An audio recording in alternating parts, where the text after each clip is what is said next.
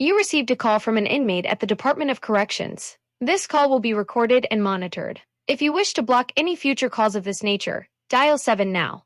To accept this call, press 5 now. To decline this call, hang up. Well, hello, Mary. Oh, I'm doing just fine, So goes the battle. Yeah, I've been hearing some things about what's going on in there, and on occasion I'll hear about some improvements, and that's a good thing.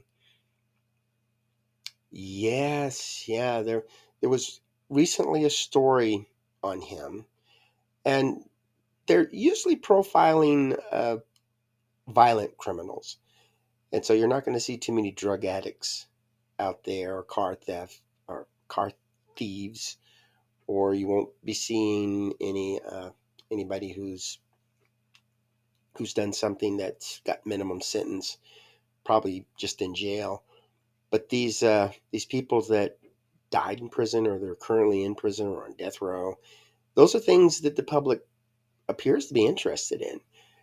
And I know when I talk to violent criminals, these people don't encourage folks to commit crimes. And so talking about them gives them total control. So if you'll watch a news magazine and they're interviewing the victims and they're interviewing family members and the law enforcement and probably even somebody in the justice system or penal system, and they may come back and say we reached out to the criminal but didn't get a response, or maybe the penal system won't allow the interview of somebody who's locked up. But I really would rather hear from the criminal, because if you have a violent criminal who's sitting in prison and knows exactly why he's in prison and understands how terrible it is to be in there, maybe a family member, maybe a friend could reach out to speak to this person and find out, what you're going through, it just isn't worth it. And that could be a deterrent.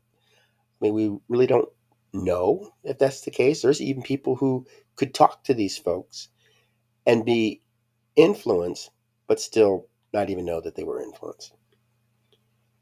So the positive effects we don't get to see very often, but that doesn't mean that we don't do it. We don't need to get a pat on the back because we said something that affected a person's future. I would like to think that doing this stuff, saying positive things, interviewing these people, getting the scoop on it, I would like to say that this is a good thing. And I'm willing to try anything that will help prevent crime. That's one of the reasons I do what I do. And yeah, I do. I have interviews that's on YouTube, and I'll ask people, what could you have done to have changed things that you wouldn't have committed this crime? And I get some really good answers.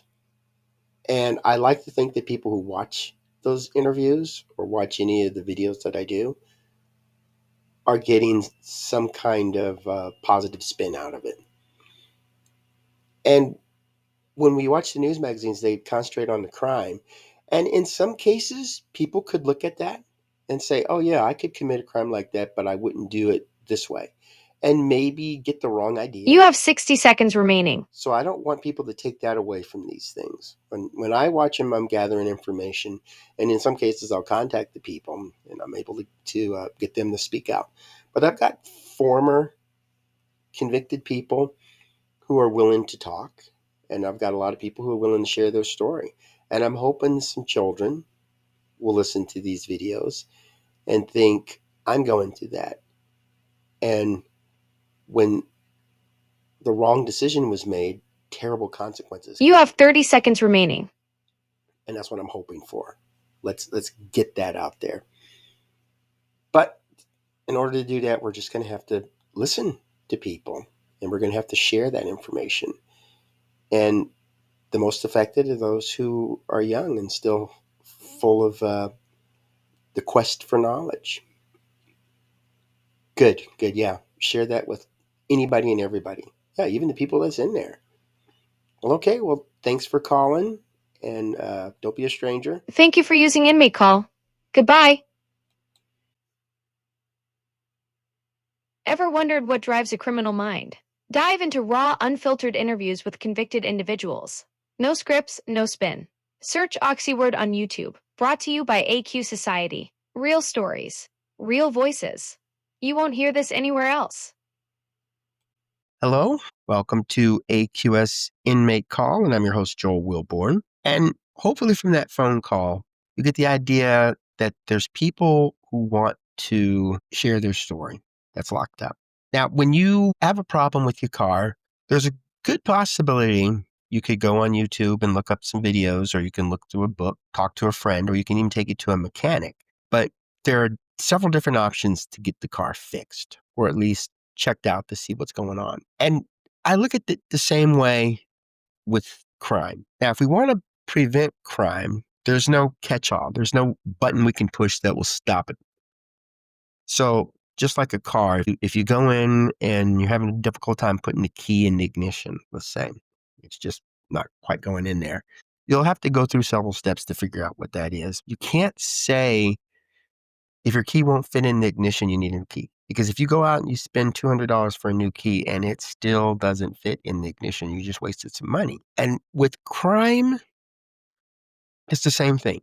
Taking away guns isn't going to prevent violent crimes. This isn't going to prevent school shootings. You look at other countries that have barely any weapons or firearms over there, and there's still killings. And in my book, one murder is far too many. I'm not out to specifically stop mass shootings. I want to stop all murders. It sounds kind of far-fetched, but why not?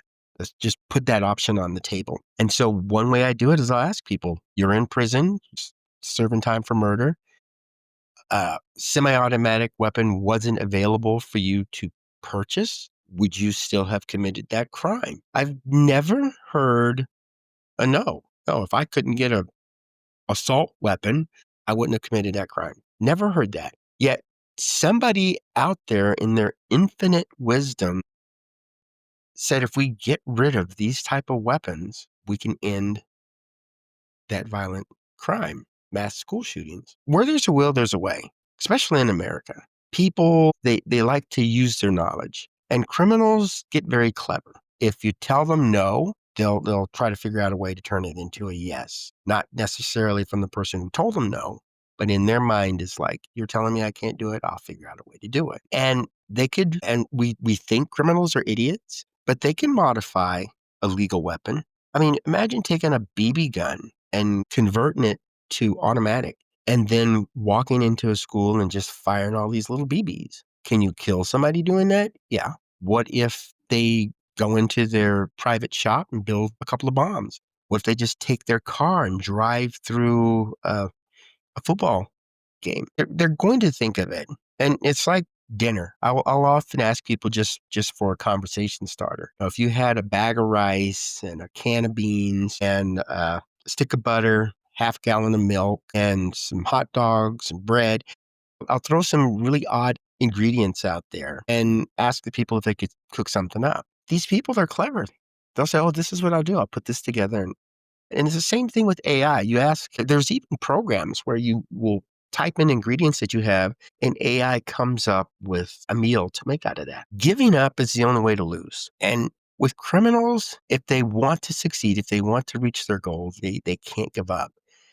And we've locked people up and they've managed to escape. We've limited their rights and they've managed to get by that. How many convicted criminals have you read about or seen on the news that were caught with a weapon and they're being charged, illegal possession of a weapon? Because as a convicted criminal or a felon, you can't carry around a weapon, especially a concealed weapon. But there's a lot of them that's their crime.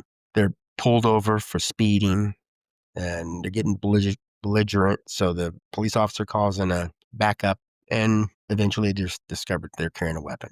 And so here's somebody that could have just paid a speeding ticket, winds up going back to prison for carrying a weapon. And you think, why bother?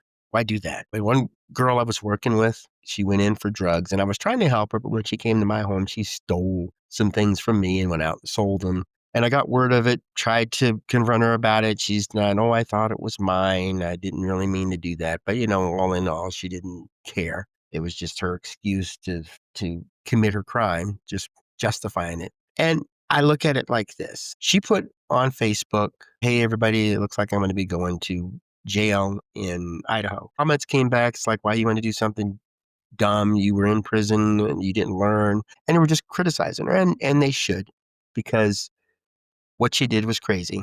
But you don't want to judge folks like this. We need to find out why. She's writing in Facebook on her post, I may go to jail in Idaho. So she knows she committed a crime. She knows she got caught. She knows she's going to serve some time. And she did it anyway. And see, that's the issue I deal with. People are going to do what they want to do. They may try to justify it, turn it into a need. My family was starving. I'm an addict. I'm an alcoholic. I was tricked into it. My friends got together and I got caught up in it. It could be anything, but these excuses are trying to ease their mind. They know what they did was wrong, and they're just trying to butter it up or dumb it down. And I hear that often too from the people who are locked up. I try to let them own up to it. And when I did post something once before, comments were talking about criminals in general.